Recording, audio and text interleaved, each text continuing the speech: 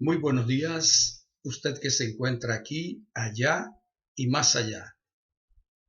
En esta mañana quiero darle gracias a Dios por la oportunidad que me da de poder entrar en su corazón, en su hogar, también de transmitir un pequeño mensaje, la palabra de Dios. Eh, pues, ¿qué le puedo decir? No tengo muchas palabras, traigo mi boca para que el Señor la llene de su palabra. Traigo mis manos vacías para que Él las llene de su unción. Y en esta mañana, pues, quiero darle gracias a Dios, Padre de la gloria. Tu nombre es bendito, santificado sea. Padre de la gloria, también quiero agradecerte porque mis ojos se abrieron en esta mañana y vieron un nuevo día, un nuevo amanecer. Vi el lucero de la mañana. Eso es grande para mí. Esa es la vida que tú me diste, la oportunidad que me has dado de presentarme delante de ti y buscar tu rostro. Hoy en esta mañana también quiero agradecerte por la audiencia, por los que están viendo este video también en algún momento. Bendícelos, santifícalos, oh Dios Padre, para que busquen tu palabra, para que se apeguen a tu palabra.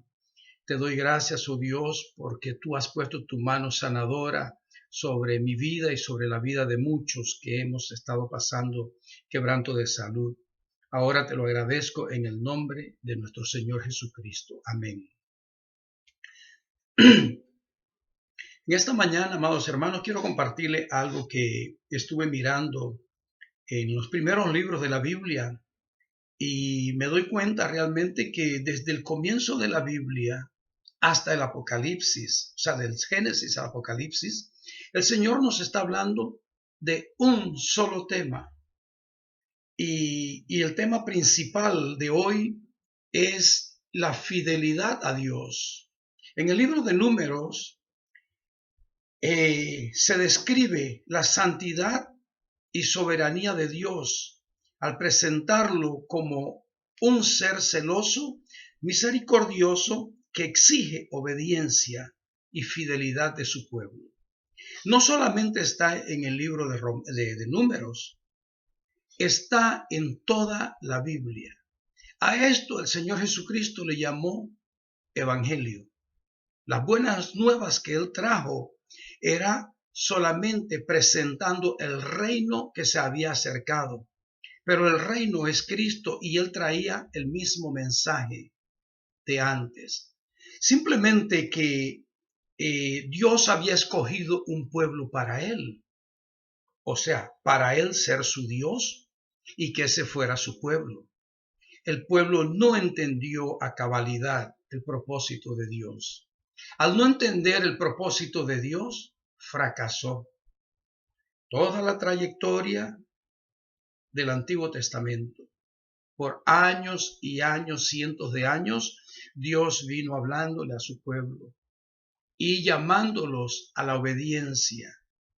Y el pueblo endureció su corazón. Muchas veces cuando el pueblo escucha y escucha y escucha un mensaje, llega el momento que no le presta atención, sino que quedó saturado y se endurece su corazón. Así lo dice la Biblia. Entonces, al mirar esto, yo me doy cuenta que Dios primeramente, Él es celoso. Cuando Dios escoge una persona para Él, como ejemplo, un profeta, Él lo va a seguir. ¿Se acuerda usted del profeta, cómo se llamaba aquel profeta que fue a Ninimé? Bueno, Él escogió ese profeta. ¿Y qué resulta? Él se negó a cumplir. Jonás, él se olvidó, se negó a cumplir el llamado de Dios. Se le escondió, se fue en un barco, se cayó, se tiró al agua, lo tiraron al agua, lo tragó una ballena, pero no muere. ¿Se da cuenta? Porque Dios lo había escogido con un propósito. Dios había escogido el pueblo de Israel con un propósito. Le dio promesa de la tierra prometida. pero la rebeldía o la falta de conocimiento lo hizo perecer. Entonces yo voy un poco más al libro de Deuteronomio. Voy a sacar un poquito de cada libro, no lo voy a dar todo hoy. En Deuteronomio se enfatiza la importancia de guardar los mandamientos y las promesas de bendición de Dios. Ya usted ve la diferencia. Acá Dios es celoso y misericordioso y exige obediencia y fidelidad. Acá en Deuteronomio, el libro de Deuteronomio comienza y se sintetiza en algunos aspectos prioritarios, como enfatizar en la importancia de guardar los mandamientos y las promesas, las bendiciones de Dios. Ese es el énfasis prácticamente total del libro de Deuteronomio, pero sigue siendo el mismo pueblo. Dios cambia de estrategia y no cambia, sino que agrega ciertas cosas de las cuales ve en el pueblo que debe corregir. Y el pueblo sigue caminando en la misma desobediencia.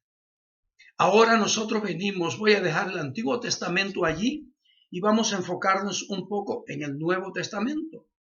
Porque ese era el pueblo judío, el pueblo que Dios había separado para él. Pero el pueblo falló. Todas las promesas tenían un final, que era Cristo Jesús, la promesa del Mesías. Está escrito en el Antiguo Testamento. ¿Por qué lo desconocieron? Por su duro corazón. El Señor llega y se presenta delante de ellos. Mataron los profetas y por último mataron a mi Señor.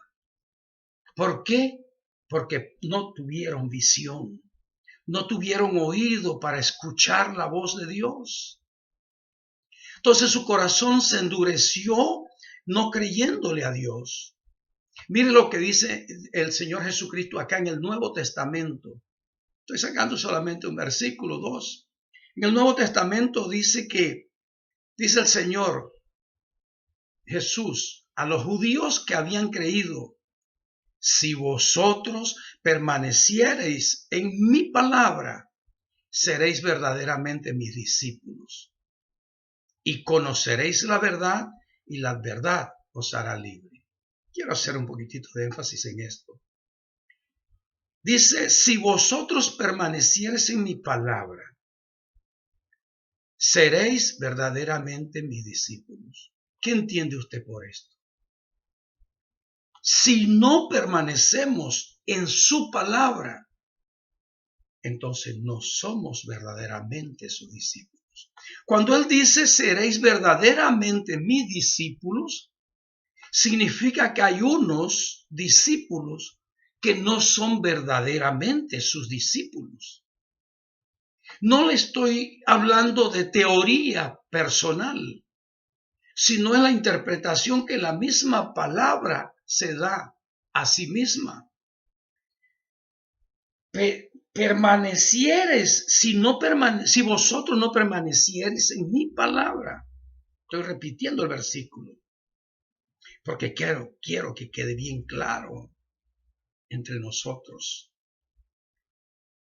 Seréis, dice, mi palabra, seréis verdaderamente mis discípulos. ¿A dónde yo remarco es en esto? Seréis verdaderamente mis discípulos si permaneciereis en mi palabra. ¿Cuánto cristiano conocemos que no permanece en la palabra de Dios? No le estoy hablando de iglesia, porque mucha gente va a la iglesia, mucha gente canta en la iglesia, adora en la iglesia, pertenece inclusive, iba a decir al Sanedrín, no, al ministerio de alabanza, ministerio de la predicación, como mujer, como maestro. ¿Son discípulos? Muchos no permanecen en la palabra de Dios. Mucha gente hoy en la iglesia solamente vive la teoría de la Biblia. No se involucra en el verdadero evangelio. No se preocupa por conocer el verdadero evangelio de Jesucristo. No se preocupan por guardar la fidelidad a la cual Dios está llamando. Entonces nosotros vemos que en Juan 8:31 dice, y decía a los judíos que le habían creído, si vosotros permaneciereis en mi palabra, seréis verdaderamente mis discípulos. ¿Por qué yo remarco tanto en eso? Porque yo quiero que usted entienda la diferencia del que guarda los mandamientos y los que no lo guardan. Sabe que en algún tiempo atrás me decía alguien que no se puede guardar todos los mandamientos. Dios sabe y conoce cuál es la intención de nuestro corazón. Eso es lo que Dios está buscando y por eso es que Él es celoso. Él está buscando un corazón entregado a Él. Porque si decimos que es el que guarda los mandamientos no peca, hasta cierto punto no es así. Porque David caminó conforme al corazón de Dios y David pecó. La diferencia que el corazón de David le pertenecía a Dios. Dice él, hazme conocer tus mandamientos y caminaré en ellos, los guardaré, dice David. Quiere decir que había algún mandamiento que muchas veces no conocemos y no lo guardamos por desconocerlo. Entonces nosotros hoy queremos hacer el llamado a la lectura de la palabra. Si nosotros leemos la Biblia, no la vamos a memorizar toda, pero cuando venga el día malo, nosotros vamos a recordar lo que hemos leído. Y cuando el Señor nos dice, apártate de allí. Si nosotros leemos la palabra de Dios, nos vamos a dar cuenta de que el Señor está llamando a caminar en fidelidad. Él dice que hay una puerta estrecha. Esa es la puerta del Evangelio. Jesucristo es la puerta. Pero dice que es estrecha y que pocos la encontrarán. Dice que muchos tratarán de entrar por esa puerta y no podrán. ¿Sabe por qué? Por falta de conocimiento de la palabra de Dios, el Evangelio se nos hace una carga y se nos hace difícil entrar por la puerta estrecha. Pero si usted realmente le da su corazón a Dios y usted está dispuesto realmente a guardar sus mandamientos, téngalo por seguro que el Espíritu Santo de Dios está al lado suyo. Él hace vallado de protección para que no le llegue el mal a usted. Él detiene el poder del enemigo, que es nuestro enemigo. Él es feroz. Él nos quiere devorar. Pero si nosotros nos mantenemos en el camino angosto, el Señor envía sus vallados de ángeles de protección y no nos harán daño. Pero nosotros tenemos que entender realmente que el Evangelio no es una teoría. El Evangelio no es la letra que vemos en la Biblia. El Evangelio es espíritu.